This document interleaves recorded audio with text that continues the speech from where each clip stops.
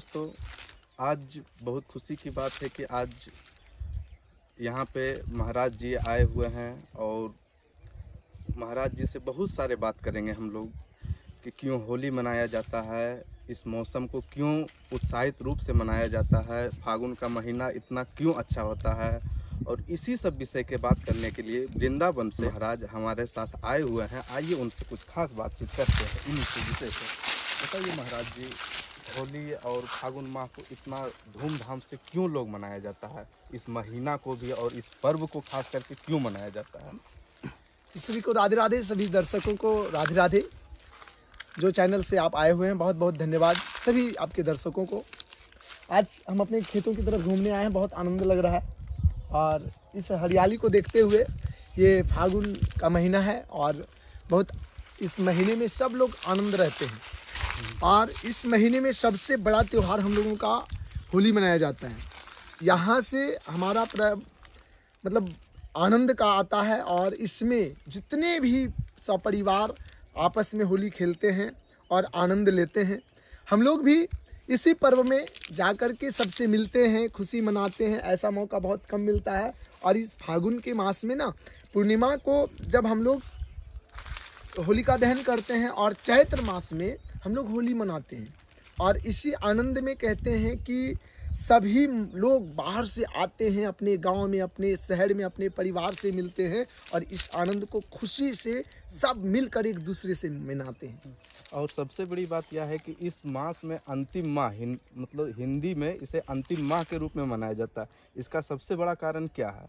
देखिए, हम लोगों में ना अंग्रेज में 12 महीना है और हिंदी में भी 12 महीना है, लेकिन अंतर क्या है?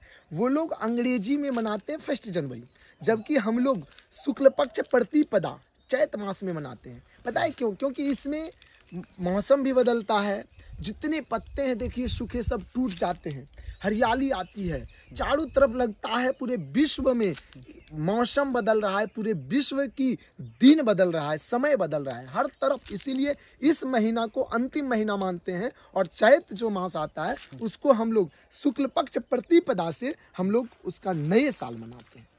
अच्छा, इसमें सबसे खास बात यह है कि आजकल होली जो मनाते हैं वो बहुत गंदी तरह से होली को मनाते हैं। इसको किस तरह से मनाना चाहिए ताकि कि लोग में एक समाज में अच्छा मैसेज जाए कि लोगों को होली को अच्छा पर्व की तरह से मनाए?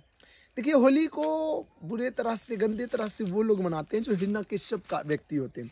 जब भक्त प्रहलाद ने भगवान विष्णु का ध्यान करते थे, उनका नाम लेते थे, उनका सुमिरन करते थे, तो उनके पिता हिरण्यकश्यपु को बहुत बुरा लगता था। तो उन्होंने क्या किया, भगवान के भक्तों को, प्रहलाद को अपने बहन होलिका से दहन करवाने के लिए, यानी जलाने के लिए बहुत उपाय किए। लेकिन जब ना जल पाया तो उसके गम में कुछ लोग क्या करने लगे, आपस में लड़ने लगे। कुछ लोग आपस में मतलब मारने लगे दूसरों को, मदिरा पीने लगे। आज भी वही होता है। जो भक्त प्रहलाद के मित्र होते हैं वो एक दूसरे से गला मिलते हैं, आनंद लेते हैं और अबीर गुलाल लगाते हैं। लेकिन जो हिरण्यकश्यपु के व्यक्ति होते हैं ना, वो शराब पिएंगे, मांस खाएंगे, एक दूसरे को नाला में बजाड़ेंगे। ये सब हिरण्यकश्यपु का ये पहचान होता है। और इसीलिए हम सभी से निवेदन करेंगे कि ऐसा होली ना हो। होली एक दूसरे से, देखिए होली क्यों मनाया जाता है?